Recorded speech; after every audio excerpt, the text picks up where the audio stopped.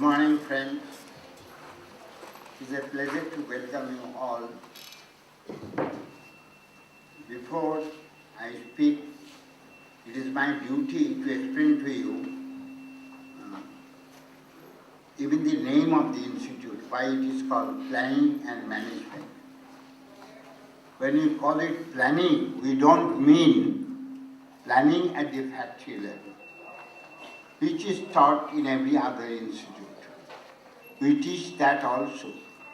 But beyond that, it is national economic planning which we teach at IIPM, macroeconomics and a review of management principles in the context of national economic planning.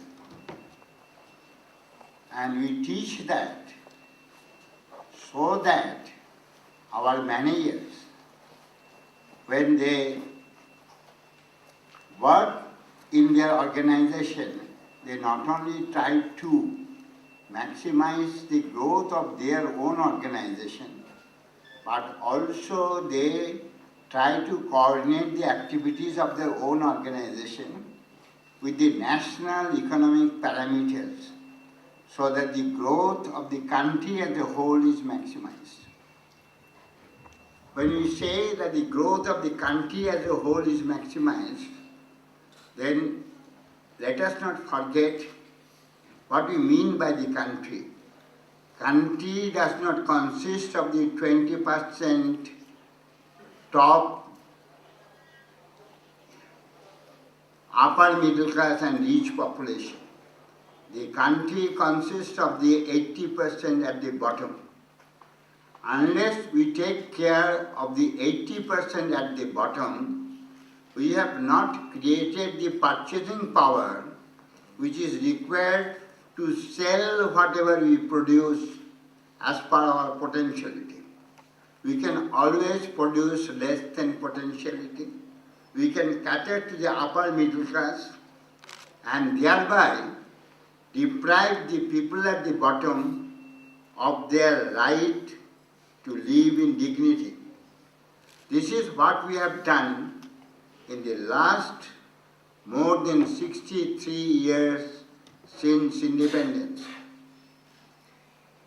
Our politicians have been clever enough from Nehru downwards to camouflage their real purpose that they are working as the agents of the exploiters. When they formed the Planning Commission, they forgot intentionally, not unintentionally, I say intentionally, one of the main objects of planning is the distribution of the fruits of growth. We have not cared to distribute the fruits of growth, and that limited our growth rate to 3.5% till 80. After 1980, the growth rate slowly moved upwards because of the globalization's beginning, and not because of, as we always claim our government, that it is because of Manmohan Singh's policy that India has the growth rate of 9%. No, it is not. Not only India, even Africa has a growth rate of 6%. Many other countries have growth rate of 7-8%, and they do not have Manmohan Singh. The growth rate is because capital is in abundance. When I was a student of economics, 55 years before, we learned in our colleges that in India we have the abundance of labor and scarcity of capital. And therefore, labor or manpower is a burden. We can't take care of them in the sense that they can be utilized productively. But today, the situation is reversed on the global platform.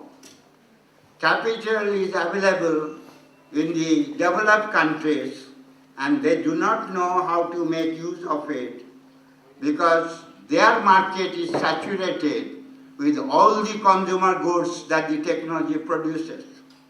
They have only the replacement demand, no growth of population, no growth of new appliances, and therefore no utilization of the capital.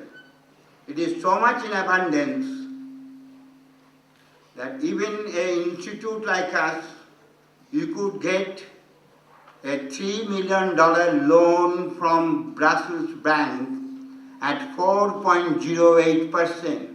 In India, if you go to a bank, then you have to pay about 14% interest. There, you can negotiate loan even at 2-3%. We are very weak in the global scene, and even we could get loan at 4%. And therefore, it is not only that in our foreign exchange reserve, we have $300 billion. We have, in fact, if we take the initiative, $3 trillion and more available around the world. If we can utilize the money and pay back that money with that small interest rate, but we cannot utilize that money because we have learned only to cater to the needs of the upper part of the people. Our upper part of the people, they do not have that kind of demand. But if you would enlist the 80% at the bottom, they could create the biggest market in the world after China. And therefore you could utilize that capital.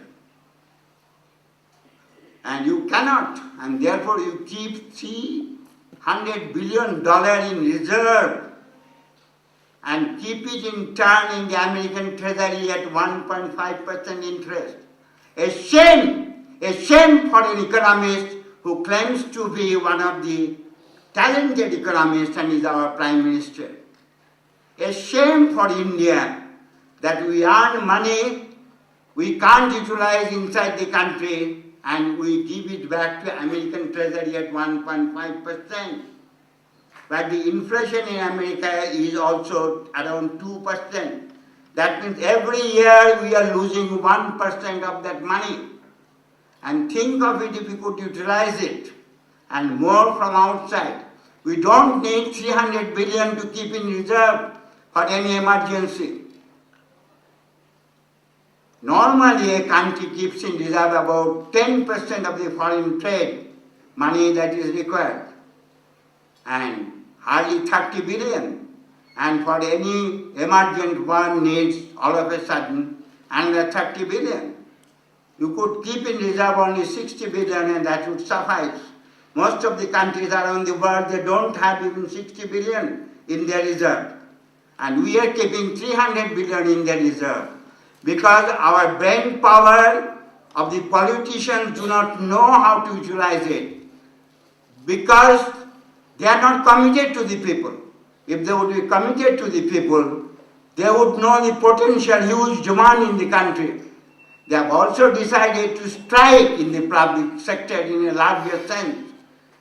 The public sector has been killed. The management that you developed in the public sector is not operational anymore. What Tata and Ambani's can invest, that is all that India can invest, and no more. And Tata and Ambani can see the sectoral need, their own market. They can't see the whole market of India. It is not their responsibility. It is only the political power that is responsible to see the whole market of India. And therefore, along with the private sector, public sector should have had continued with investment, because they can invest in long term. They can assess the need of the people. I shall give you one example. Say in small scale industries, in West Bengal now we are celebrating second independence of West Bengal after we got rid of the Stalinist so-called left front people there after 34 years. Now Mamata can invite a nano factory there. How many people will get employment? 5,000? 10 nanos, 50,000? Unemployment in Bengal is around 70 lakhs. And these people cannot be employed in big industries. They can be employed in small-scale village industries. They cannot get the salary of 30,000 rupees in those industries. But 3,000, 5,000, 6,000, yes, they can get. But where is the market? The market does not develop automatically as you produce. In Venezuela, what they have done, whatever you produce, if it has a quality approved by them, they buy it up. The government buys it. And then they store it. And then over a period of time, they sell it, if necessary by giving subsidy.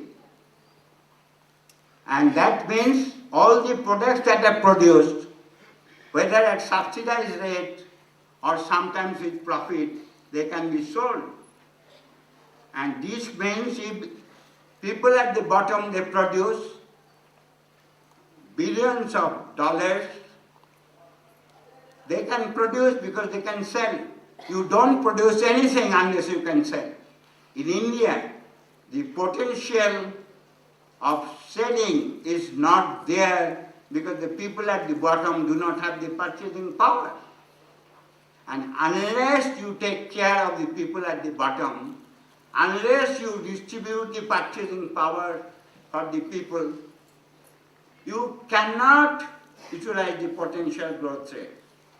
Therefore, when we established this institute, we thought that we shall be true to academic and we shall be true to our people. And only way to be true to our people was to stand up for the people, to speak in their interests, to devise management principles which should serve the people and not the 20% at the top. And that is why this institute is named Indian Institute of National Economic Planning and Management. The short form is Planning and Management. And unless you realize the purpose of the institute, unless you realize why this name and what it stands for,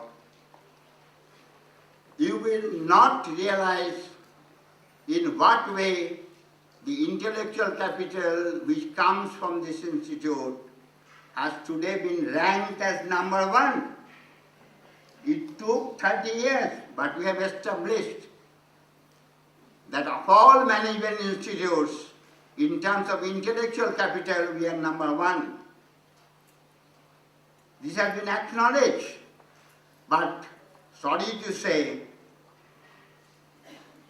our acknowledgement means nothing unless the fruits of that knowledge are utilized in practice.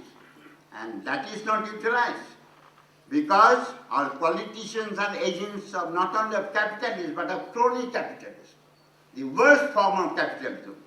We are producing billionaires year after year. Our billionaires, they have money much more than even the number one like Bill Gates and others. Because when they have 35 billion, they have another 35 billion in black, which is not counted. And Bill Gates and others, they have hardly 40 billion. And then in terms of purchasing power, parity, you multiply that by 6 and it becomes 400 billion purchasing power, which our ABC, I will not name them. But you can imagine what is ABC. They have that kind of purchasing power. And with that kind of purchasing power, they can buy up number 1 to number 100 of all the politicians. This, I say so. And that is why we have scams after scams after scams and scams. And nothing follows as punishment. Nobody cares. As you come to this place, you find the CBI their office, a new office. Do you know that this year in the budget, Pranab Mukherjee has cut down the money for CBI? They don't want CBI to be active. Whereas we have calculated, to catch all the criminals, politicians to bureaucrats. We need to increase the budget of CBI by 3 times. We need to increase the budget of judiciary by 10 times. We need to increase the budget of police by 5 times. Unless you do this, you cannot put these criminals behind bars. And these, they never have the money. They have the money for other kinds of activities where they can get a cut out of this. While coming here and seeing the CBI office, my wife was telling, look, this must be a building of nothing. You know, most probably the money has already been shared by the politicians and they are just presenting a show of trying them. After some time people will forget. Not a single political criminal, not a single bureaucrat has been punished in the last 63 years in the true sense of the term. And this is what we have in India, a total collaboration, a collusion called compulsions of alliance. It is not. It is a compulsions of greed and not the need of the people. And as you go on in this institute and learn from the academicians of the highest caliber, you will realize it.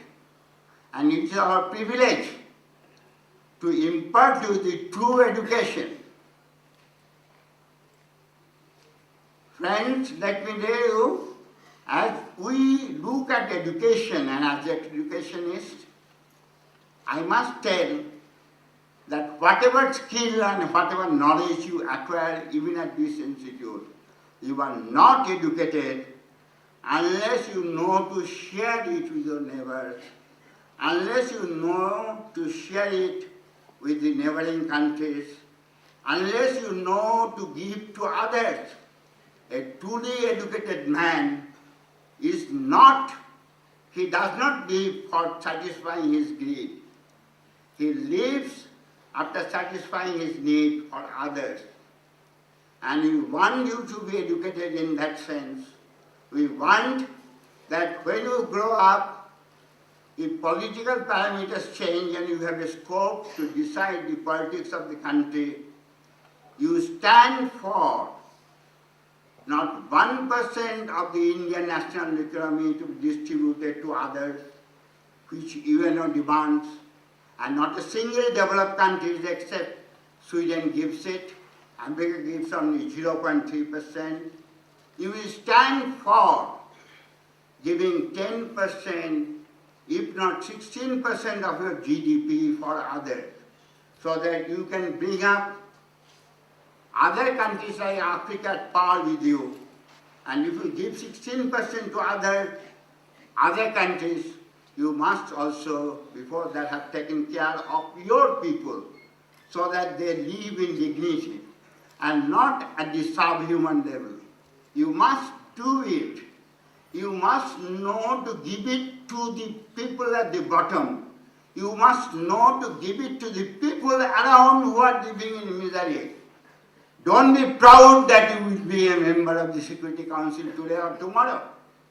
To keep company with the rich is very easy. It is nothing. It will automatically come. But to be committed to the people at the bottom, not only of your country, but of people around the world, it makes you great.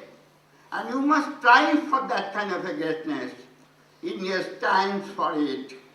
And you must contribute to that civilizational change. And this institute, in a sense, stands for that civilization change and stands for that commitment to humanity. And when you are educated in that sense, not only in acquiring skills, I shall feel that our dream of establishing this institute has been a success. Thank you.